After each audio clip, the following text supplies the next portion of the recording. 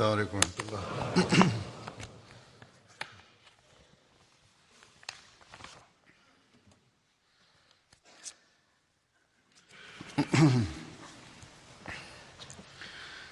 أشهد أن لا إله إلا الله وحده لا شريك له وأشهد أن محمدا عبده ورسوله أما بعد فأعوذ بالله من الشيطان الرجيم بسم الله الرحمن الرحيم الحمد لله رب العالمين الرحمن الرحيم مالك يوم الدين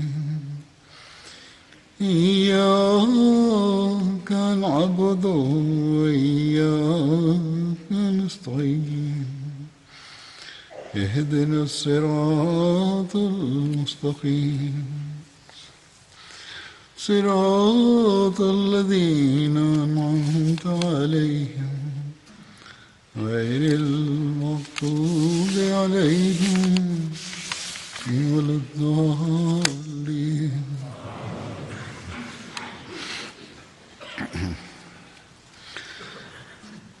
حضرت سعد بن عبادہ کا ذکر گزشتہ چند خطبوں سے چل رہا ہے۔ آج میں اس کا آخری حصہ بیان کروں گا۔ حضرت صلی اللہ علیہ وسلم کی وفات کے بعد انصار اپنے میں سے جن کو خلیفہ منتخب کرنا چاہتے تھے ان میں ان کا نام بھی خاص طور پر لیا جاتا ہے۔ حضرت مرزا بشیر احمد صاحب نے بھی سیرت خاتم النبیین میں لکھا ہے کہ انصار کا ان کو خلیفہ منتخب کرنے پر زور تھا اور یہ قوم کے سردار بھی تھے، اور جب حضرت ابوبکر خلیفہ منتخب کیے گئے تو یہ اس وقت کچھ متزلزل بھی ہو گئے تھے، یا بلکہ اس سے پہلے ہی انصار کے کہنے پر کہ ان کو ہونا چاہیے۔ اس حوالے سے حضرت مسلم موعود رضی اللہ تعالیٰ عنہ نے بڑی تفصیل سے روشنی ڈالی ہے اور خلافت کے مقام کی اہمیت بھی اس حوالے سے بیان کی ہے۔ اس لیے میں اس بیان کو بڑا ضروری سمجھتا ہوں، بڑی وقت کی ضرورت ہے۔ اس مسلم موعود کے حوالے سے پہلے حدیث اور ایک تاریخی حوالہ بھی پیش کروں گا۔ حمید بن عبد الرحمن کہتے ہیں کہ رسول اللہ صلی اللہ علیہ وسلم کے وصال کے وقت حضرت ابوبکر مدینہ منورہ کے نواب میں تھے۔ جب وہ آئے تو انہوں نے آپ صلی اللہ علیہ وسلم کے چہرے سے کپڑا ہٹا کر آپ کے چہرے مبارک کو چوما اور فرمایا، میرے ماں باپ آپ پر قربان، آپ زندہ ہونے اور وفات یافتہ ہونے کی حالت میں کس قدر پاکیزہ تھے۔ پھر کہا کہ رب کعبہ کی قسم، محمد صلی اللہ علیہ وسلم وفات پا چکے ہیں۔ اس کے بعد حضرت ابوبکر اور حضرت عمر رضی اللہ عنہما نے تیزی کے ساتھ ثقیفہ بنو ساعدہ کی طرف روانہ ہوئے۔ یہ دونوں وہاں پہنچے تو حضرت ابوبکر نے گفتگو شروع کی۔ آپ نے قرآن کریم میں انصار کی بابت جو کچھ نازل ہوا اس میں سے کچھ نہ چھوڑا، اور نبی کریم صلی اللہ علیہ وسلم نے انصار کی فضیلت کے بارے میں جو کچھ فرمایا تھا وہ سب بیان کیا۔ پھر آپ نے فرمایا، تم لوگوں کو علم ہے کہ رسول اللہ صلی اللہ علیہ وسلم نے فرمایا تھا کہ اگر لوگ ایک وادی میں چلیں اور انصار دوسری وادی میں، تو میں انصار کی وادی میں چلوں گا۔ پھر حضرت سعد کو مخاطب کر کے حضرت ابوبکر نے فرمایا کہ اے سعد، تجھے علم ہے کہ تو بیٹھا ہوا تھا جب رسول اللہ صلی اللہ علیہ وسلم نے فرمایا کہ خلافت کا حقدار قریش ہوں گے، لوگوں میں سے جو نیک ہوں گے وہ قریش کے نیک افراد کے تابع ہوں گے، اور جو فاجر ہوں گے وہ قریش کے فاجروں کے تابع ہوں گے۔ حضرت سعد نے کہا کہ آپ نے سچ کہا، ہم وزیر ہیں اور آپ لوگ امراء۔ یہ مسند احمد بن حنبل کی حدیث ہے۔ طبقات الکبریٰ میں اس موقع کی تفصیل میں اس طرح لکھا ہے کہ نبی کریم صلی اللہ علیہ وسلم کی وفات کے بعد حضرت ابوبکر نے حضرت سعد بن عبادہ کی طرف پیغام بھجوایا کہ وہ آ کر بیعت کریں، کیونکہ لوگوں نے بیعت کر لی ہے اور تمہاری قوم نے بھی بیعت کر لی ہے۔ اس پر انہوں نے کہا کہ اللہ کی قسم، میں اس وقت تک بیعت نہیں کروں گا جب تک میں اپنے ترکش میں موجود سارے 30 لوگوں کو نہ مار لوں، یعنی انکار کیا بقول ان کے، اور وہ لوگ جو میری قوم و قبیلہ میں سے میرے تابع ہیں ان کے ہمراہ تم لوگوں سے قتال نہ کر لوں۔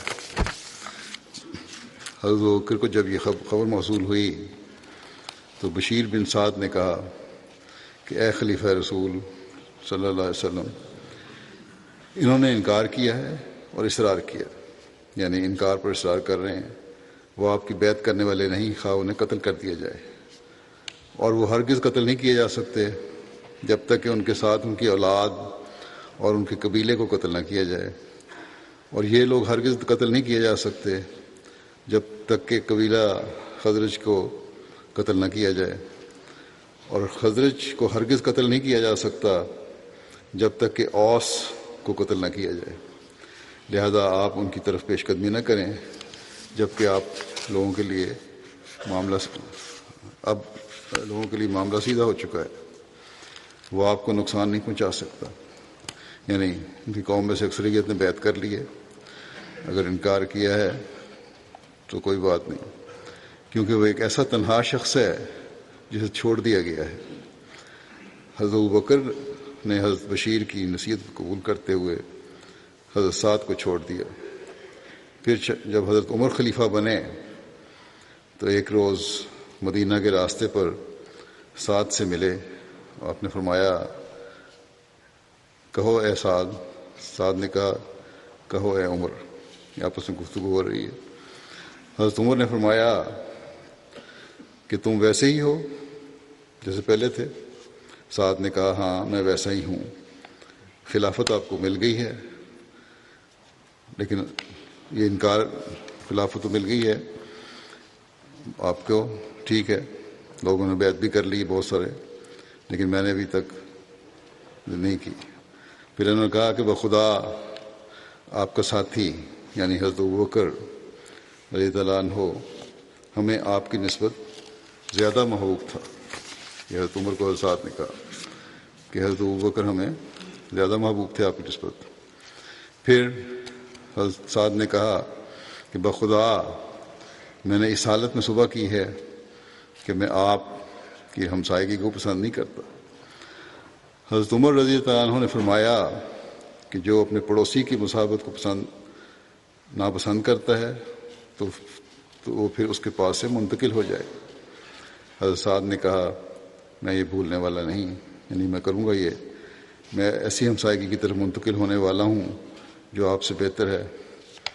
ان کے خیال میں کچھ عرصہ نہیں گزرا تھا کہ حضرت سعد نے حضرت عمر رضی اللہ عنہ کی خلافت کے آغاز میں ملک شام کی طرف ہجرت کی۔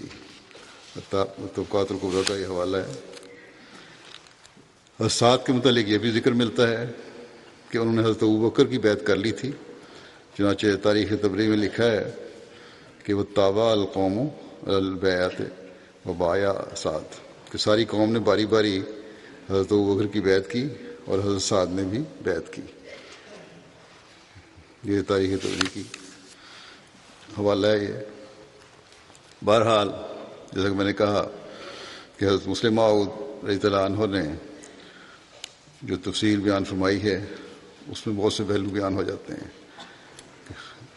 خلافت کی بیعت بھی کیوں ضروری ہے، خلافت کا مقام کیا ہے، اور حضرت سعد نے جو کچھ کیا وہ اس کی کیا حیثیت ہے۔ اب بیان فرماتے ہیں اپنے خطبے میں کہ قتل کے معنی قطع تعلق کے بھی ہوتے ہیں۔ رسول کریم صلی اللہ علیہ وسلم کی وفات کے بعد جب صحابہ میں خلافت کے متعلق اختلاف پیدا ہوا، انصار کا خیال تھا کہ خلافت ہمارا حق ہے، ہم اہل ولد ہیں، کم سے کم اگر ایک مہاجرین میں سے خلیفہ ہو تو ایک انصار میں سے ہو، یعنی دو ہوں۔ بنو ہاشم نے خیال کیا کہ خلافت ہمارا حق ہے، رسول کریم صلی اللہ علیہ وسلم ہمارے خاندان میں سے تھے۔ مہاجرین گو یہ چاہتے تھے کہ خلیفہ قریش سے ہونا چاہیے، کیونکہ عرب لوگ سوائے قریش کے کسی کی بات ماننے والے نہیں تھے، مگر وہ کسی خاص شخص کو پیش نہ کرتے تھے، بلکہ تعین کو انتخاب پر چھوڑنا چاہتے تھے کہ انتخاب کر لیتے ہیں، مسلمان جسے منتخب کر لیں وہی خدا تعالیٰ کی طرف سے خلیفہ سمجھا جائے گا۔ جب انہوں نے اس خیال کا اظہار کیا تو انصار اور بنو ہاشم سب ان سے متفق ہو گئے، مگر ایک صحابی کی سمجھ میں یہ بات نہ آئی۔ یہ وہ انصاری صحابی تھے جنہیں انصار اپنے میں سے خلیفہ بنانا چاہتے تھے، اس لیے شاید انہوں نے اس بات کو اپنی حد تک سمجھا، یا یہ بات ہی ان کی سمجھ میں نہ آئی، جو بھی وجہ تھی، اور انہوں نے کہہ دیا کہ میں ابو بکر کی بیعت کے لیے تیار نہیں ہوں۔ حضرت عمر کا اس موقع کے متعلق ایک قول بعض تاریخوں میں آتا ہے کہ آپ نے فرمایا کہ اقتلوا سعدا، یعنی سعد کو قتل کر دو، لیکن نہ انہوں نے خود ان کو قتل کیا نہ کسی اور نے۔ بعض ماہر زبان لکھتے ہیں کہ حضرت عمر کی مراد صرف یہ تھی کہ سعد سے قطع تعلق کر لو۔ بعض تاریخوں میں یہ بھی لکھا ہے کہ حضرت سعد باقاعدہ مسجد میں آتے اور الگ نماز پڑھ کر چلے جاتے تھے، اور کوئی صحابی ان سے کلام نہ کرتا تھا۔ پس قتل کی تعبیر قطع تعلق اور قوم سے جدا ہونا بھی ہوتی ہے۔ حضرت مسلم موعود رضی اللہ عنہ سعد بن عبادہ کے واقعہ کی مزید تفصیل بیان فرماتے ہیں، اور جو پہلے جو میں نے اقتباس پڑھا ہے اس خطبے کے حوالے سے آپ فرماتے ہیں کہ میں نے پہلے ایک خطبے میں ایک انصاری صحابی کا ذکر کیا تھا کہ رسول کریم صلی اللہ علیہ وسلم کی وفات کے بعد بعض انصار کی تحریک تھی کہ انصار میں سے خلیفہ مقرر کیا جائے، لیکن جب مہاجرین نے خصوصاً حضرت ابو بکر رضی اللہ عنہ کو لیکن جب مہاجرین نے خصوصاً حضرت ابو بکر رضی اللہ عنہ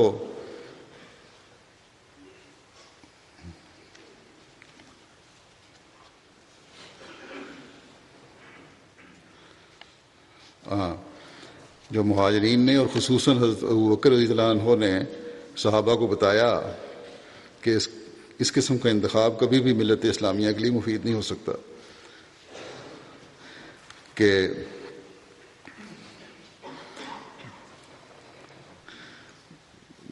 کیونکہ فرمایا کہ اور یہ کہ مسلمان کبھی اس انتخاب پر راضی نہیں ہوں گے،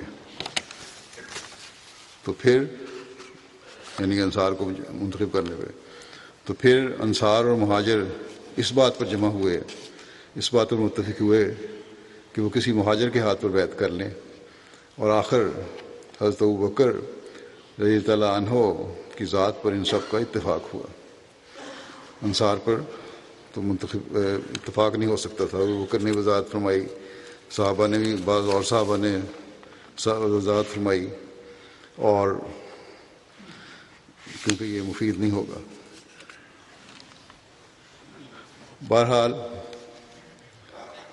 یہ فیصلہ ہوا کہ مہاجر میں سے خلیفہ ہو، اور پھر حضرت ابو بکر رضی اللہ عنہ کی ذات پر ان سب کا اتفاق ہوا۔ حضرت مسلم فرماتے ہیں کہ میں نے اس وقت بتایا تھا کہ اس وقت جب سعد نے بیعت سے تخلف کیا تھا، تھوڑا سا انقباض کیا تھا، تو حضرت عمر رضی اللہ تعالیٰ عنہ نے کہا تھا کہ اقتلوا سعد، یعنی سعد کو قتل کر دو، مگر نہ تو انہوں نے سعد کو قتل کیا اور نہ کسی اور صحابی نے، بلکہ وہ حضرت عمر رضی اللہ تعالیٰ عنہ کی خلافت تک زندہ رہے۔ حضرت سعد حضرت عمر کی خلافت تک زندہ رہے، جیسا کہ پہلے اقتباس بیان ہو چکا ہے، اور حضرت عمر رضی اللہ عنہ کی خلافت میں شام میں فوت ہوئے، ہجرت کر لی تھی انہوں نے اور شام میں فوت ہوئے، جس سے ائمہ سلف نے استدلال کیا ہے کہ قتل کے معنی یہاں جسمانی قتل نہیں بلکہ قطع تعلق کے ہیں، اور عربی زبان میں قتل کے کئی معنی ہوتے ہیں۔ اردو میں بے شک قتل کے معنی جسمانی قتل کے ہی ہوتے ہیں، لیکن عربی زبان میں جب قتل کا لفظ استعمال کیا جائے تو وہ کئی معنوں میں استعمال ہوتا ہے، جن میں سے ایک معنی قطع تعلق کے ہیں، اور لغت والوں نے استدلال کیا ہے کہ حضرت عمر رضی اللہ عنہ کی مراد قتل سے قتل نہیں بلکہ قطع تعلق تھا، ان کو چھوڑ دیا جائے، ان سے بات چیت بند کر دی جائے، ورنہ اگر قتل سے مراد ظاہری طور پر قتل کر دینا تھا تو حضرت عمر رضی اللہ عنہ نے جو بہت جوشیلے تھے انہیں خود کیوں نہ قتل کر دیا، یا صحابہ میں سے کسی نے کیوں انہیں قتل نہ کیا، مگر جب کہ حضرت عمر رضی اللہ عنہ نے نہ صرف انہیں اس وقت قتل نہ کیا بلکہ اپنی خلافت کے زمانہ میں بھی قتل نہ کیا، اور بعض کے نزدیک تو وہ حضرت عمر کی خلافت کے بعد بھی زندہ رہے اور کسی صحابی نے ان پر ہاتھ نہ اٹھایا، تو بہرحال اس سے ظاہر ہوتا ہے کہ قتل سے مراد قطع تعلق ہی تھا، ظاہری طور پر قتل کرنا نہیں تھا، اور گو وہ صحابی عام صحابہ سے الگ رہے، حضرت سعد الگ ہو گئے ان سے، لیکن کسی نے ان پر ہاتھ نہیں اٹھایا۔ بس حضرت مسلم فرماتے ہیں کہ میں نے مثال دی تھی کہ رویا میں بھی اگر کسی کے متعلق قتل ہونا دیکھا جائے تو اس کی تعبیر قطع تعلق اور بائیکاٹ بھی ہو سکتی ہے۔ اپنے ایک حوالے خطبے کا ذکر کر رہے ہیں۔ بہرحال آگے فرماتے ہیں کہ مجھ سے ایک دوست نے بیان کیا ہے کہ ایک شخص نے اس خطبے کے بعد کہا کہ سعد نے گو بیعت نہیں کی تھی لیکن مشوروں میں انہیں ضرور شامل کیا جاتا تھا، یعنی بیعت نہ ہونے کے باوجود بھی حضرت ابوبکر رضی اللہ عنہ انہیں مشوروں میں شامل کرتے تھے۔ حضرت مسلم فرماتے ہیں اس شخص کی نے جو بات کی ہے، اس بات حضرت سعد کے متعلق، اس کے دو معنی ہو سکتے ہیں کہ یا تو میرے مفہوم کی تردید ہے، یعنی حضرت مسلم جو بیان کر رہے ہیں لغت کی تعریف قتل کی، یا اس کی دو معنی ہو سکتے ہیں کہ یا تو وہ میرے مفہوم کی تردید کر رہا ہے، یا یہ کہ یعنی کہ ایسا کوئی واقعہ نہیں ہوا، یا یہ کہ خلافت کی بیعت نہ کرنا کوئی اتنا بڑا جرم نہیں ہے۔ دوسری بات یہی ثابت کرنا چاہتا ہے یہ شخص کہ اگر خلافت کی بیعت نہ کی جائے تو کوئی بڑا جرم نہیں ہے، کیونکہ سعد نے گو بیعت نہیں کی تھی مگر مشوروں میں شامل ہوا کرتے تھے۔ آپ فرماتے ہیں کسی شاعر نے کہا ہے کہ تا مرد سخن نہ گفتہ باشد، عیب و ہنرش نہ ہفتہ باشد۔ انسان کے عیب و ہنر اس کی بات کرنے تک پوشیدہ ہوتے ہیں، جب انسان بات کر دیتا ہے تو کئی دفعہ اپنے عیوب ظاہر کر دیتا ہے، خاموش ہو عیب چھپے رہتے ہیں، باتیں کر دیتا ہے بعض دفعہ بیوقوفوں والی تو عیب ظاہر ہو جاتے ہیں۔ آپ کہتے ہیں کہ اس شخص کا، یعنی اس شخص نے جس نے یہ تعریف کی تھی کہ حضرت سعد مشورے میں شامل ہوتے تھے، یا حضرت مسلم موت کے خطبے پہ تبصرہ کیا تھا، کہ اس شخص کا بات کرنا بھی یہی معنی رکھتا ہے کہ یا تو وہ خلافت کی بیعت کی تخفیف کرنا چاہتا ہے یا اپنے علم کا اظہار کرنا چاہتا ہے، لیکن یہ دونوں باتیں غلط ہیں۔ علم کے اظہار کا کوئی فائدہ نہیں ہو سکتا، کیونکہ یہ بات اتنی ہی غلط ہے کہ ہر عقل مند اس کو سن کر سوائے مسکرا دینے کے اور کچھ نہیں کر سکتا۔ صحابہ کے حالات کے متعلق اسلامی تاریخ میں 3 کتابیں بہت مشہور ہیں، اور تمام تاریخ صحابہ سے متعلق تمام تاریخ جو صحابہ سے متعلق ہے انہی کتابوں میں چکر کھاتی ہے، اور وہ کتابیں یہ ہیں کہ تہذیب التہذیب، اصابہ اور اسد الغابہ. ان تینوں میں سے ہر ایک میں یہی لکھا ہے کہ سعد باقی صحابہ سے الگ ہو کر شام میں چلے گئے اور وہیں فوت ہوئے. اور بعض لغت کی کتابوں نے بھی قتل کے معنی، قتل کے لفظ پر بحث کرتے ہوئے اس واقعے کا ذکر کیا ہے. وہ فرماتے ہیں کہ بات یہ ہے کہ صحابہ میں سے 60-70 کے نام سعد ہیں. انہی میں سے ایک سعد بن ابی وقاص بھی ہیں جو عشرہ مبشرہ میں سے تھے. حضرت عمر کی طرف سے کمانڈر ان چیف مقرر تھے اور تمام مشوروں میں شامل ہوا کرتے تھے. معلوم ہوتا ہے کہ اس شخص نے، جس نے یہ اعتراض کیا تھا خطبے پہ مسلم موت کے، کمی علم سے سعد کا لفظ سن کر یہ نہ سمجھا کہ یہ سعد اور ہے اور وہ سعد اور، جھٹ میرے خطبے پہ تبصرہ کر دیا. یہ میں نے سعد بن ابی وقاص کا ذکر نہ کیا تھا جو مہاجر تھے، بلکہ میں نے جس کا ذکر کیا وہ انصاری تھے. ان دو کے علاوہ اور بھی بہت سے سعد ہیں، بلکہ 60-70 کے قریب سعد ہیں. جس سعد کے متعلق میں نے ذکر کیا ان کا نام سعد بن عبادہ تھا. عرب کے لوگوں میں نام دراصل بہت کم ہوتے تھے، اور عام طور پر ایک ایک گاؤں میں ایک نام کے کئی آدمی ہوا کرتے تھے. جب کسی کا ذکر کرنا ہوتا تو اس کے باپ کے نام سے اس کا ذکر کرتے. مثلا صرف سعد یا سعید نہیں کہتے تھے، بلکہ سعد بن عبادہ یا سعد بن ابی وقاص کہتے. پھر جہاں باپ کے نام سے شناخت نہ ہو سکتی وہاں ان کے مقام کا ذکر کرتے. جہاں مقام کے ذکر سے بھی شناخت نہ ہو سکتی وہاں اس کے قبیلے کا ذکر کرتے. چنانچہ ایک سعد کے متعلق تاریخوں میں بڑی بحث آئی ہے، کیونکہ نام ان کا دوسروں سے ملتا جلتا تھا. اس لیے مورخین ان کا ذکر کرتے ہوئے لکھتے ہیں کہ مثلا ہماری مراد اسی سعد سے ہے، یا مثلا خزرجی سعد سے ہے. ان صاحب سے معلوم ہوتا ہے، یہ اعتراض کرنے والے صاحب جو ہیں یا تبصرہ کرنے والے، کہ ناموں کے اختلاف کو نہیں سمجھا اور یوں ہی اعتراض کر دیا.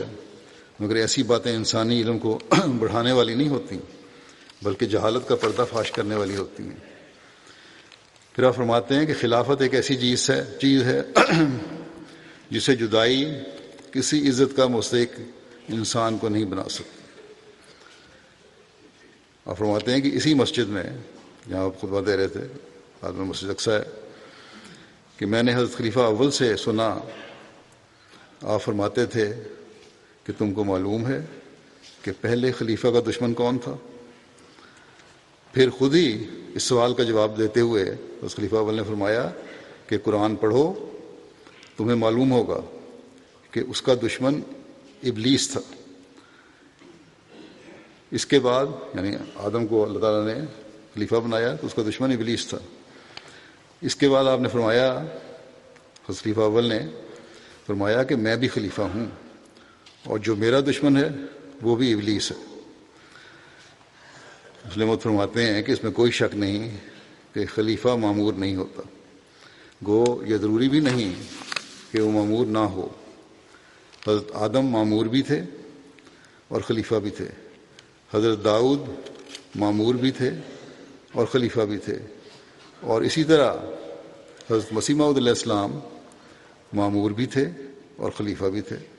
پھر تمام انبیاء معمور بھی ہوتے ہیں اور خدا کے قائم کردہ خلیفہ بھی.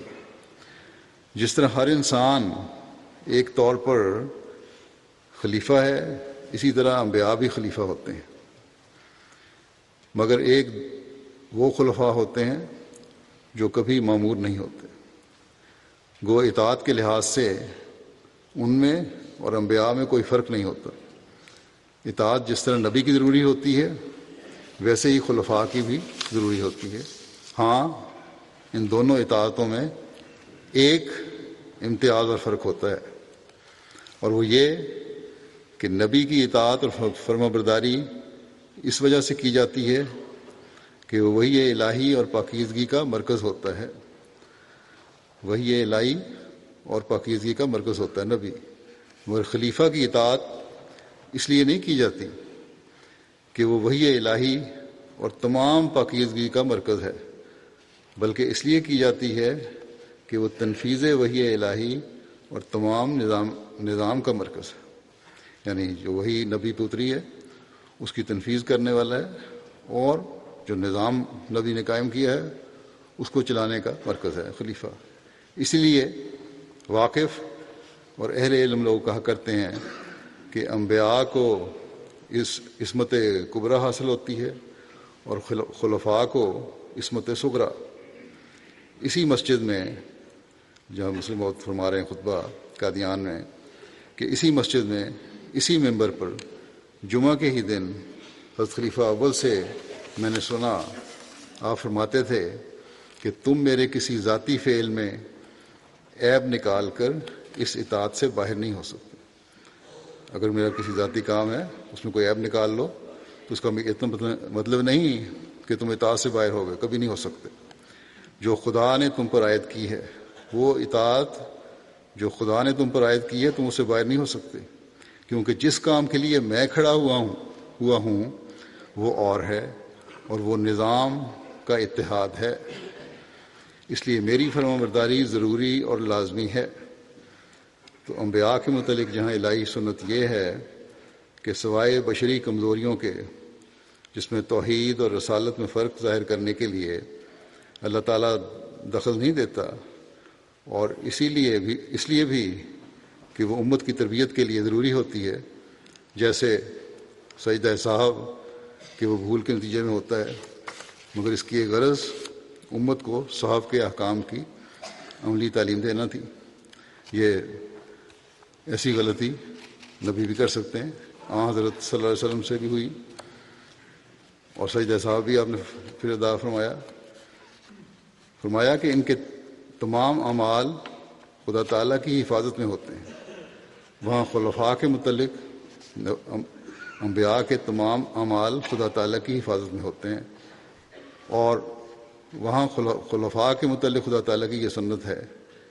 انبیاء کے تو یہ ہو گیا کہ تمام اعمال خدا کی حفاظت میں ہیں، لیکن خدا تعالیٰ کے خلفاء کے متعلق اللہ تعالیٰ کی یہ سنت ہے کہ ان کے وہ تمام اعمال خدا تعالیٰ کی حفاظت میں ہوں گے جو نظام سلسلہ کی ترقی کے لیے ان سے سرزد ہوں گے، اور کبھی بھی وہ کوئی ایسی غلطی نہیں کریں گے، اور اگر کریں تو اس پر قائم نہیں رہیں گے جو جماعت میں خرابی پیدا کرنے والی اور اسلام کی فتح کو اس کی شکست میں بدل دینے والی ہو۔ وہ جو کام بھی نظام کی مضبوطی یعنی خلیفہ وقت جو کام بھی نظام کی مضبوطی اور اسلام کے کمال کے لیے کریں گے خدا تعالیٰ کی حفاظت اس کے ساتھ ہوگی، اور اگر وہ کبھی غلطی بھی کریں تو خدا ان کی اصلاح کا خود ذمہ دار ہوگا۔ گویا نظام کے متعلق خلفاء کے اعمال کے ذمہ دار خلفاء نہیں بلکہ خدا ہے۔ اس لیے کہا جاتا ہے کہ اللہ تعالیٰ خلفاء خود قائم کیا کرتا ہے۔ اس کا یہ مطلب نہیں کہ وہ غلطی نہیں کر سکتے، یعنی خلفاء غلطی نہیں کر سکتے، بلکہ مطلب یہ ہے کہ یا تو انہی کی زبان سے یا عمل سے خدا تعالیٰ اس غلطی کی اصلاح کرا دے گا، یا اگر ان کی زبان یا عمل سے غلطی کی اصلاح نہ کرائے تو اس غلطی کے بد نتائج کو بدل ڈالے گا، یعنی اس کے نتائج بد نہیں نکلیں گے۔ پھر فرمایا کہ اگر اللہ تعالیٰ کی حکمت چاہے کہ خلفاء کبھی کوئی ایسی بات کر بیٹھیں جس کے نتائج بظاہر مسلمانوں کے لیے مضر ہوں اور جس کی وجہ سے بظاہر جماعت کے متعلق خطرہ ہو کہ وہ بجائے ترقی کرنے کے تنزل کی طرف جائے گی، تو اللہ تعالیٰ نہایت مخفی سامانوں سے اس غلطی کے نتائج کو بدل دے گا، اور جماعت بجائے تنزل کے ترقی کی طرف قدم بڑھائے گی، اور وہ مخفی حکمت بھی پوری ہو جائے گی جس کے لیے خلیفہ کے دل میں ذہول پیدا کیا گیا تھا، یعنی کوئی بھول ہو گئی تھی یا غفلت ہو گئی تھی، وہ حکمت پوری ہو جائے گی۔ مگر انبیاء کو یہ دونوں باتیں حاصل ہوتی ہیں، یعنی عصمت کبریٰ بھی اور عصمت صغریٰ بھی۔ وہ تنفیذ و نظام کا بھی مرکز ہوتے ہیں اور وہی وہ پاکیزگی اعمال کا بھی مرکز ہوتے ہیں، مگر اس کا یہ مطلب نہیں کہ ہر خلیفہ کے متعلق ضروری ہے کہ وہ پاکیزگی اعمال کا مرکز نہ ہو۔ ہاں یہ ہو سکتا ہے کہ کہ پاکیزگی اعمال سے تعلق رکھنے والے بعض افعال میں وہ دوسرے اولیاء سے کم ہو ممکن ہے۔ پس جہاں ایسے خلفاء ہو سکتے ہیں جو پاکیزگی اعمال کا مرکز ہوں اور نظام سلسلہ کا مرکز بھی، وہاں ایسے خلفاء بھی ہو سکتے ہیں جو پاکیزگی اور ولایت میں دوسروں سے کم ہوں، لیکن نظامی قابلیتوں کے لحاظ سے دوسروں سے بڑے ہوئے ہوں۔ مگر ہر حال میں ہر شخص کے لیے ان کی اطاعت فرض ہوگی، چونکہ نظام کا ایک حد تک جماعتی سیاست کے ساتھ تعلق ہوتا ہے۔ اب جماعتی سیاست سے لوگ ایک دم چونک گئے ہوں گے، بعضوں کو خیال آیا ہوگا جماعتی سیاست کیا ہوئی۔ یہاں لفظ سیاست سے مراد عمومی طور پر ہمارے زبان میں کیا ہمارے عام طور پر مفہوم جو لیا جاتا ہے وہ منفی رنگ لیا جاتا ہے، اور منفی رنگ میں ہی استعمال ہوتا ہے۔ کچھ سیاستدانوں نے اس لفظ کو بدنام کر دیا کہ جوڑ توڑ کرنا اور نقصان پہنچانا یا صحیح کام نہ کرنا، لیکن حقیقت میں جو لغت میں اس کا مطلب ہے اس سے مراد یہ ہے کہ نظام چلانے کا طریق، صحیح رنگ میں نظام چلانا، اس کو سیاست کہتے ہیں۔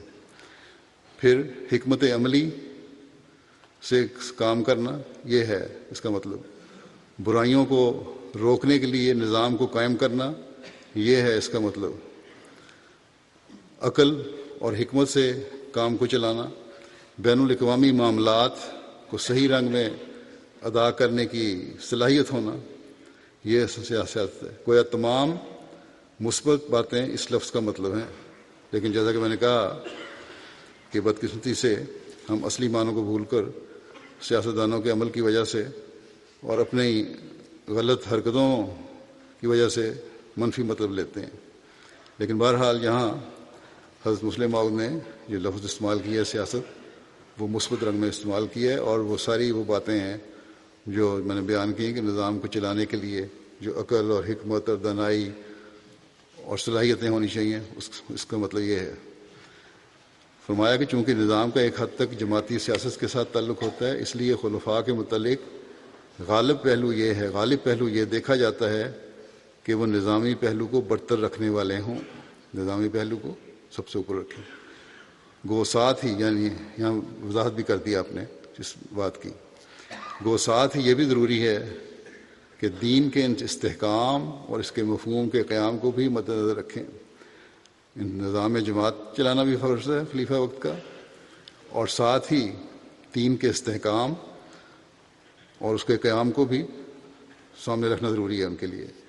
اس لیے خدا تعالیٰ نے قرآن مجید میں جہاں خلافت کا ذکر کیا، وہاں بتایا ہے کہ وَلَا يُمَكِّنَنَّ لَهُمْ دِينَهُمُ الَّذِي ارْتَضَىٰ لَهُمْ وَلَا يُمَكِّنَنَّ لَهُمْ دِينَهُمُ الَّذِي ارْتَضَىٰ لَهُمْ، خدا ان کے دین کو مضبوط کرے گا اور اسے دنیا پر غالب کرے گا۔ بس جو دین خلفاء پیش کریں وہ خدا تعالیٰ کی حفاظت میں ہوتا ہے، مگر یہ حفاظت صغریٰ ہوتی ہے۔ آپ فرماتے ہیں کہ جزیات میں وہ غلطی کر سکتے ہیں، اور خلفاء کا آپس میں اختلاف بھی ہو سکتا ہے، مگر وہ نہایت ادنیٰ چیزیں ہوتی ہیں، معمولی چیزیں، جیسے بعض مسائل کے متعلق حضرت ابوبکر رضی اللہ عنہ اور حضرت عمر رضی اللہ عنہ میں اختلاف رہا، بلکہ آج بھی امت محمدیہ ان مسائل کے بارے میں ایک عقیدہ اختیار نہیں کر سکی، مگر یہ اختلاف صرف جزیات میں ہوتا ہے۔ اصولی امور میں ان میں کبھی اختلاف نہیں ہوگا، بلکہ اس کے برعکس ان میں بھی اتحاد ہوگا کہ وہ دنیا کے ہادی اور رہنما اور اسے روشنی پہنچانے والے ہوں گے، یعنی خلفاء۔ بس یہ کہہ دینا کہ کوئی شخص باوجود بیعت نہ کرنے کے اس مقام پر رہ سکتا ہے جس مقام پر بیعت کرنے والا ہو، در حقیقت یہ ظاہر کرتا ہے کہ ایسا شخص سمجھتا ہی نہیں کہ بیعت اور نظام کیا چیز ہے۔ مشورے کے متعلق بھی یہ یاد رکھنا چاہیے کہ ایک ایکسپرٹ اور ماہر فن خواہ وہ غیر مذہب کا ہو، اس سے مشورہ لے لیا جاتا ہے۔ حضرت مسیح موعود علیہ السلام نے ایک مقدمے میں ایک انگریز وکیل کیا، مگر اس کا مطلب یہ نہیں تھا کہ آپ نے امور نبوت میں اس سے مشورہ لیا۔ جنگ عذاب ہوئی تو اس وقت رسول کریم صلی اللہ علیہ وسلم نے حضرت سلمان فارسی رضی اللہ عنہ سے مشورہ لیا اور فرمایا کہ تمہارے ملک میں جنگ کے موقع پر کیا کیا جاتا ہے؟ انہوں نے بتایا کہ ہمارے ملک میں تو خندق کھود لی جاتی ہے۔ آپ نے فرمایا یہ بہت اچھی تجویز ہے۔ چنانچہ خندق کھودی گئی اور اس لیے اسے غزوہ خندق بھی کہا جاتا ہے۔ مگر باوجود اس کے ہم نہیں کہہ سکتے کہ سلمان فارسی فنون جنگ میں رسول کریم صلی اللہ علیہ وسلم سے زیادہ ماہر تھے۔ انہیں فنون جنگ میں مہارت کا وہ مقام کہاں حاصل تھا جو محمد صلی اللہ علیہ وسلم کو حاصل تھا؟ یا محمد صلی اللہ علیہ وسلم نے جو کام کیے وہ کب حضرت سلمان فارسی نے کیے؟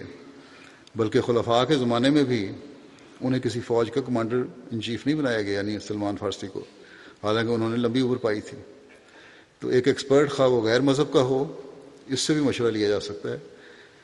اور پھر اپنا خیال بیان فرماتے ہیں کہ میں بیمار تھا تو انگریز ڈاکٹروں سے بعض مشورے لے لیتا ہوں، مگر اس کا مطلب یہ نہیں ہے کہ خلافت میں بھی میں نے ان سے مشورہ لیا یا ان سے مشورہ لیتا ہوں، یا یہ کہ میں انہیں اسی مقام پر سمجھتا ہوں جس مقام پر حضرت مسیح موعود علیہ السلام کے صحابہ کو سمجھتا ہوں، صحابہ سے مشورہ لیتا ہوں۔ تو اس کا مطلب یہ نہیں ہے کہ غیر سے مشورہ لینا اور صحابہ سے مشورہ لینا ایک بات ہے، صحابہ کا مقام بہرحال بلند ہے۔ فرمایا کہ بلکہ اس کا مطلب صرف یہ ہوتا ہے کہ میں نے طب میں مشورہ لیا، ایک خاص فیلڈ ہے جس میں ایک خاص شعبہ ہے، اس میں مشورہ لیا یا کسی خاص بات کے لیے مشورہ لیا۔ پس فرض کرو کہ سعد بن عبادہ نے کسی دنیاوی امر میں جس میں وہ ماہر فن ہوں مشورہ لینا ثابت ہو، سعد بن عبادہ سے کسی دنیاوی امر میں جس میں وہ ماہر فن ہو مشورہ لینا ثابت بھی ہو، تو یہ نہیں کہا جا سکتا، تب بھی یہ نہیں کہا جا سکتا کہ وہ مشوروں میں شامل ہوتے تھے۔ مگر ان کے متعلق تو کوئی صحیح روایت ایسی نہیں جس میں ذکر آتا ہو کہ وہ مشوروں میں شامل ہوتے تھے، بلکہ مجموعی طور پر روایات یہی بیان کرتی ہیں کہ وہ مدینہ چھوڑ کر شام کی طرف چلے گئے تھے اور صحابہ پر یہ اثر تھا کہ وہ اسلامی مرکز سے منقطع ہو چکے ہیں۔ اس لیے ان کی وفات پر صحابہ کے متعلق آتا ہے کہ انہوں نے کہا کہ فرشتوں یا جنوں نے انہوں نے مار دیا یا جنہوں نے انہیں مار دیا، جس سے معلوم ہوتا ہے کہ صحابہ کے نزدیک ان کی موت کو بھی اچھے رنگ میں نہیں سمجھا گیا، کیونکہ یوں تو ہر ایک کو فرشتہ ہی مارا کرتا ہے۔ ان کی وفات پر خاص طور پر کہنا کہ انہیں فرشتوں نے یا جنوں نے مار دیا بتاتا ہے کہ ان کے نزدیک وفات ایسے رنگ میں ہوئی کہ گویا خدا تعالیٰ نے انہیں اپنے خاص فعل سے اٹھا لیا کہ وہ شقاق کا موجب نہ ہوں۔ یعنی بہرحال بدری صحابہ میں سے تھے تو کسی قسم کے نفاق یا کوئی اور مخالفت یا اور کسی ایسی کوئی بات کا موجب نہ ہو جس سے پھر ان کا وہ مقام گرتا ہو، لیکن بہرحال علیحدہ ہو گئے۔ یہ بیان کرنے کے بعد فرماتے ہیں کہ یہ تمام روایات بتلاتی ہیں کہ ان کی وہ عزت صحابہ کے دلوں میں نہیں رہی تھی جو ان کے اس مقام کے لحاظ سے ہونی چاہیے تھی جو کبھی انہوں نے حاصل کیا تھا، اور یہ کہ صحابہ ان سے خوش نہیں تھے، ورنہ وہ کیوں کر کہہ سکتے تھے کہ فرشتوں یا جنوں نے انہیں مار دیا، بلکہ ان الفاظ سے بھی زیادہ سخت الفاظ ان کی وفات پر کہے گئے ہیں جنہیں میں اپنے منہ سے کہنا نہیں چاہتا۔ بس یہ خیال کہ خلافت کی بیعت کے بغیر بھی انسان اسلامی نظام میں اپنے مقام کو قائم رکھ سکتا ہے، واقعات اور اسلامی تعلیم کے بالکل خلاف ہے، اور جو شخص اس قسم کے خیالات اپنے دل میں رکھتا ہے میں نہیں سمجھ سکتا کہ وہ بیعت کا مفہوم ذرہ بھی سمجھتا ہو۔ حضرت سعد بن عبادہ کی وفات حوران ملک شام میں ہوئی، حضرت عمر کے خلیفہ منتخب ہونے کے 2.5 سال کے بعد ہوئی تھی۔ علامہ ابن حجر اسقلانی کے مطابق ان کی وفات شام کے شہر بصرہ میں ہوئی تھی۔ یہ شام کا پہلا شہر تھا جو مسلمانوں نے فتح کیا تھا۔ مدینہ میں ان کی موت کا علم اس وقت ہوا، یہ روایت آتی ہے کہ پتہ نہیں لگا یہاں مدینہ میں کس طرح علم ہوا کہ جب بیر منبع یا بیر سکن یہ کنویں تھے. انہیں دوپہر کی سخت گرمی میں چھلانگیں لگانے والے لڑکوں میں سے ایک نے کنویں میں سے کسی کو یہ کہتے ہوئے سنا کہ قد قتلنا سید الخزرج سعد بن عبادہ ورمینا ہو بسہمین فلم تقت فوادو، کہ ہم نے خزرج کے سردار سعد بن عبادہ کو قتل کر دیا، ہم نے اسے 2 تیر مارے، ہم نے اس کے دل پر نشانہ لگانے سے خطا نہ کیا. لڑکے ڈر گئے اور لوگوں نے اس دن کو یاد رکھا. لوگوں نے اسے وہی دن پایا جس روز حضرت سعد کی وفات ہوئی تھی. سعد بیٹھے پیشاب کر رہے تھے کہ انہیں قتل کر دیا گیا اور وہ اسی وقت وفات پا گئے. حضرت سعد بن عبادہ کی وفات حضرت عمر کے دور خلافت میں ہوئی. ان کی وفات کے سال میں اختلاف ہے. بعض روایات کے مطابق 14 ہجری میں اور بعض کے مطابق 15 ہجری میں اور بعض کے مطابق وفات 16 ہجری میں ہوئی.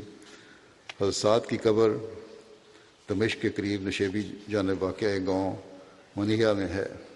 طبقات الکبریٰ کا حوالہ. اب اس کے بعد میں 2 مرحومین کا ذکر کروں گا جن کا بھی جنازہ بھی پڑھاؤں گا انشاءاللہ.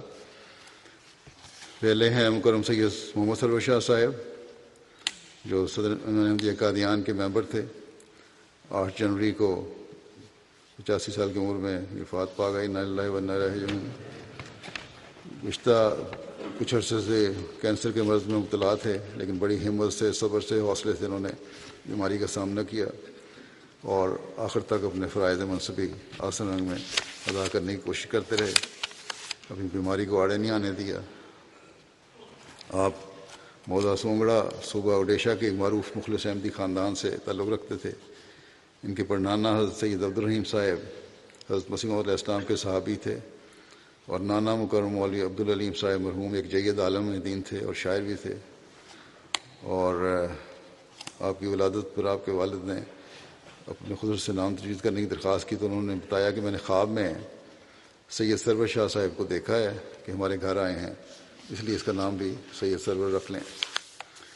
ابتدائی تعلیم کے بعد جو انہوں نے ضلع کٹک میں حاصل کی، BA پاس کیا، پھر پرائیویٹ اسکول میں ہیڈ ماسٹر ہو گئے. اس کے بعد ریشہ ہائی کورٹ میں اسسٹنٹ رہے، پھر آڈٹ آفس کے عہدے پر فائد رہے اور ریٹائرمنٹ کے بعد ہی 1995 میں جماعتی خدمت کے لیے اپنے آپ کو وقف کیا.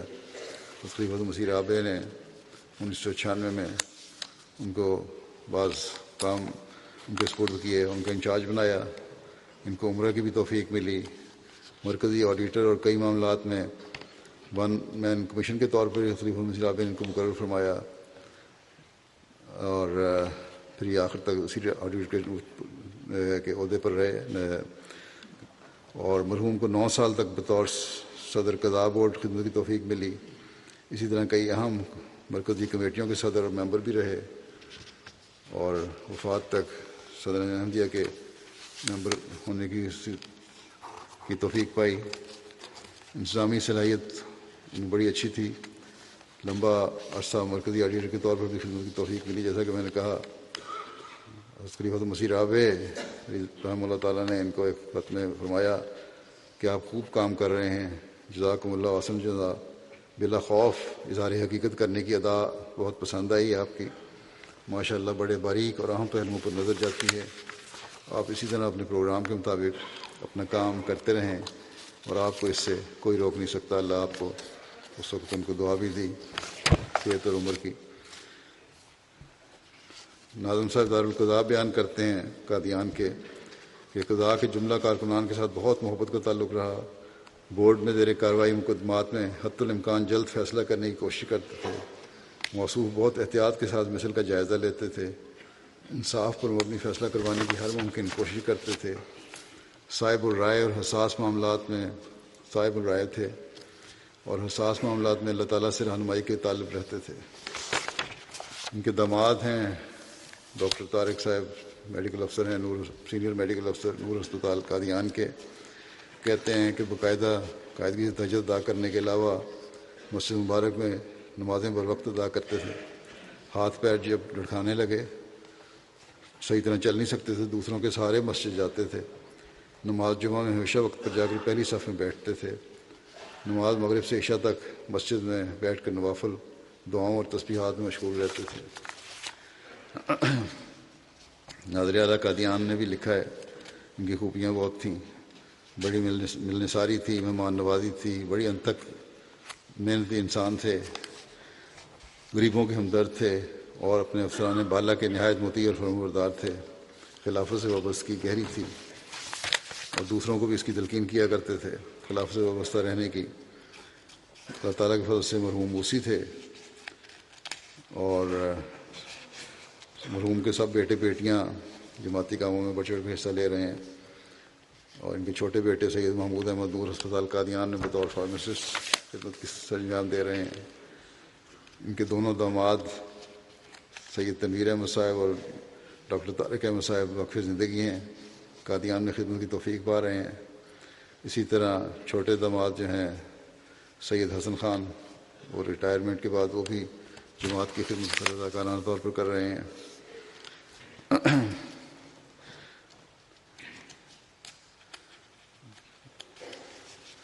جب تک صاحبزادہ مرزا وسیم صاحب مرحوم ناظر اعلیٰ رہے، ہمیشہ ادب کے دائرے میں رہتے ہوئے آڈٹ کیا اور ان سے متعلقہ سوالات کیا کرتے تھے۔ کہا کرتے تھے کہ سارے قادیان میں میاں صاحب جیسا محبت کرنے والا وجود کوئی نہیں تھا۔ دارالمسیح میں رہتے تھے اور میاں صاحب ان کا بڑا خیال رکھا کرتے تھے۔ بعض اوقات ان کی محبتوں اور شفقتوں کو یاد کر کے رو پڑا کرتے تھے۔ شاہ صاحب درویشان قادیان کا بڑا احترام کرتے تھے اور خود بھی بڑا عاجزی سے اور درویشی کی زندگی گزاری ہے انہوں نے۔ طلباء جامعہ احمدیہ سے بڑی محبت کا سلوک تھا، علماء کی بڑی عزت فرمایا کرتے تھے۔ اللہ تعالیٰ مرحوم کے درجات بلند فرمائے اور ان کی اولاد کو بھی ان کے نقش قدم پر چلنے کی توفیق عطا فرمائے۔ دوسرا جنازہ جو پڑھا جائے گا وہ ہے محترمہ شوکت گوہر صاحبہ، جو ڈاکٹر لطیف احمد قریشی صاحب ربا کی اہلیہ تھیں اور مولانا عبد المالک خان صاحب مرحوم کی بیٹی تھیں۔ یہ 5 جنوری کو ربا میں ان کی 77 سال کی عمر میں وفات ہو گئی۔ انا للہ و انا الیہ راجعون۔ اللہ کے فضل سے آپ بھی موسیہ تھیں۔ آگرے میں یہ پیدا ہوئی تھیں اور وہاں اس دنوں میں ان کے والد مولانا عبد المالک خان صاحب بطور مربی متعین تھے۔ پھر یہ والدین کے ساتھ حیدرآباد دکن میں رہیں۔ قیام پاکستان کے بعد کراچی شفٹ ہو گئے۔ انہوں نے ابتدائی تعلیم کراچی میں حاصل کی اور بڑی تعلیم میں پڑھائی میں بہت ہوشیار تھیں، ہمیشہ اچھی پوزیشن لیا کرتی تھیں۔ بڑی چھوٹی عمر سے خدمت سلسلہ کا ان کو شوق تھا۔ ناصرات کی سیکرٹری بنی تو وہاں کراچی کی ناصرات کو صف اول میں لے آئیں۔ پھر جب ان کا نکاح ہوا ہے ڈاکٹر لطیف قریشی صاحب کے ساتھ 1961 میں، اس کے بعد وہ میڈیکل کالج میں پڑھ رہے تھے۔ اس کے بعد جب وہ انگلستان آ گئے تو یہاں ان کے ساتھ رخصت ہو کر آئیں۔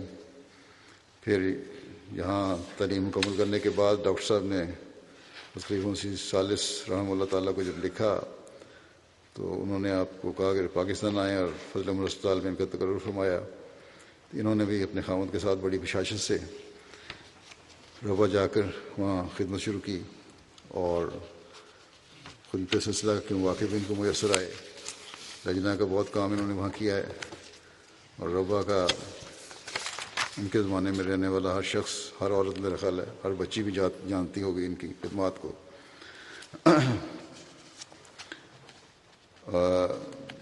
میری والدہ سرزادی ناصرہ بیگم صاحبہ جب صدر لجنہ ربا تھیں تو انہوں نے ان کو مجلس عاملہ میں جنرل سیکرٹری مقرر کیا تھا اور 15 سال تک اس کام پر متعین رہیں اور بڑی انہیں سے انہوں نے ٹریننگ لی تھی۔ اس کے بعد بڑے اعلیٰ انتظامی صلاحیت کے ساتھ انہوں نے کام کیا۔ پھر مرکزی عاملہ میں بھی سیکرٹری کے طور پر کام کیا۔ پھر ان کو میں نے جنرل سیکرٹری مرکزیہ پاکستان مرکز کا مقرر کیا 6 سال تک۔ وہاں بھی انہوں نے بڑی اعلیٰ خدمات سر انجام دی ہیں اور اپنی علالت کی وجہ سے لجنہ کا کام چھوڑنا پڑا، لیکن پھر بھی موقع ملتا رہتا تھا، خدمت کرتی رہتی تھی کسی نہ کسی طریقے سے۔ 50 سال تک مختلف شعبہ جات میں خدمت سلسلہ کی انہوں نے توفیق پائی ہے اور آپ کے ساتھ کام کرنے والی ہر عورت، ہر بچی بڑی تعریف کرتی ہے آپ کی۔ ہمسایوں کے ساتھ حسن سلوک، غریبوں اور ضرورت مندوں کا خیال، مہمان نوازی، چندوں کی خاص طور پر ادائیگی اور توجہ اور پہلی فرصت میں ادا کرنا، یہ سب ان کا خاصیت تھی۔ بلکہ وقفے عید کی ادائیگی کا اعلان اس سال بھی انہوں نے جب کیا تو اپنا چندہ اسی کو ادا کر دیا، وفات سے چند دن پہلے 5 کو وفات ہوئی ہے اور یہ کو اعلان ہوا تو فوراً ادا کیا پہلے۔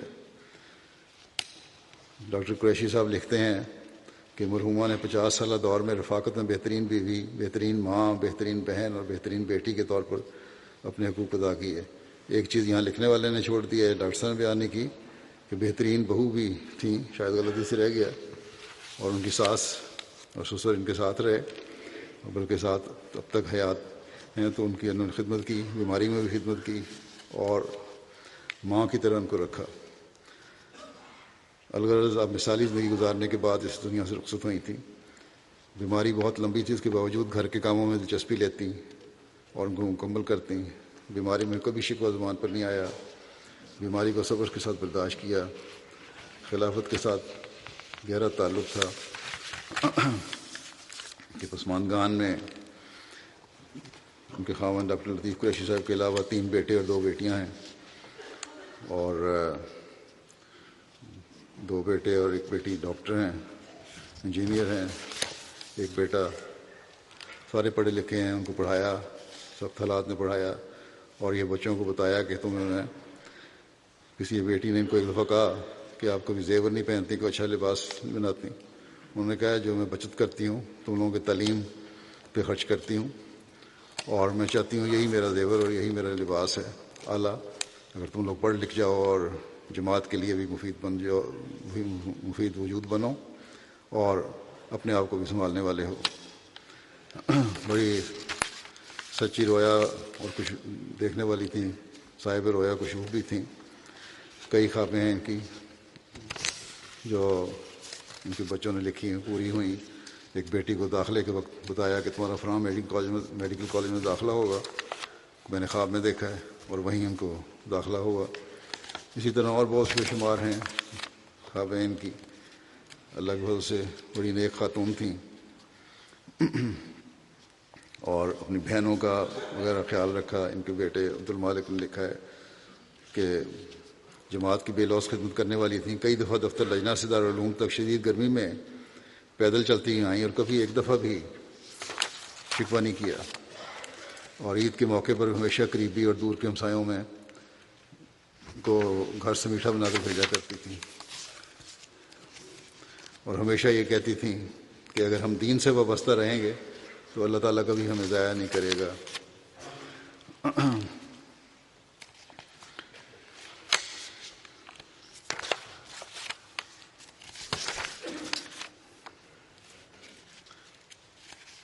بیٹی ان کی کہتی ہیں کہ میرے شادی کے بعد جب میرے بچے ہوئے جو امریکہ میں رہتے ہیں تو مجھے ہمیشہ تلقین کی کہ امریکہ اور باہر کے ملکوں کے عمومی برے ماحول سے بچنے کے لیے اپنے بچوں سے پیار اور دوستی کا تعلق رکھنا، گھر کا ماحول ایسا بناؤ کہ ان کا گھر میں دل لگے اور باہر جانے کے بجائے گھر میں زیادہ وقت گزاریں۔ پھر یہ بیٹی کہتی ہیں کہ میڈیکل کالج میں ایک دفعہ لڑکیوں نے میری مخالفت کی، احمدی ہونے کی وجہ سے بائیکاٹ کر دیا۔ میں نے اپنی امی کو فون کیا اور رونے لگی تو انہوں نے بڑے اچھے انداز میں نصیحت کی اور فرمایا کہ اس میں رونے کی کیا بات ہے، یہ تو انبیاء کی سنت ہے جو جس پہ تمہیں چلنے کا موقع مل رہا ہے، اور یہ کہا کہ لکھ لو کہ اگر احمدیت کی وجہ سے کوئی تکلیف پہنچی تو اللہ تعالیٰ تمہیں کبھی ضائع نہیں کرے گا اور امتحان میں کامیاب ہوگی۔ چنانچہ کہتی ہیں کہ میں امتحان میں نہ صرف کامیاب ہوئی بلکہ وہی شرارتی لڑکیاں سب کے سب فیل بھی ہو گئیں۔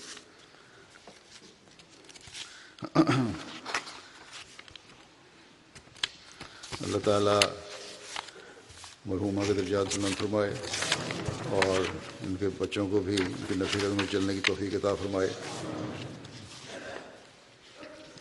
نیک ہوں، صالح ہوں، خادم دین ہوں اور خلافت سے ہمیشہ تعلق رکھنے والے، وفا کا تعلق رکھنے والے ہوں۔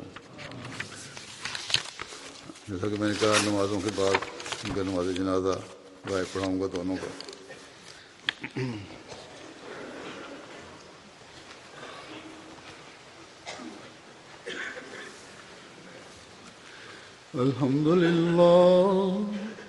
الحمد لله نحمده ونستعينه ونستغفره ونؤمن به ونتوكل عليه ونعوذ بالله من شرور أنفسنا ومن سيئات أعمالنا من يهده الله فلا مضل له ومن يضلل فلا هادي له ونشهد أن لا إله إلا الله ونشهد أن محمدا عبده ورسوله عباد الله رحمكم الله إن الله يأمر بالعدل والإحسان وإيتاء ذي القربى وينهى عن الفحشاء والمنكر والبغي يعظكم لعلكم تذكرون اذكروا الله يذكركم وادعوه يستجب لكم ولذكر الله أكبر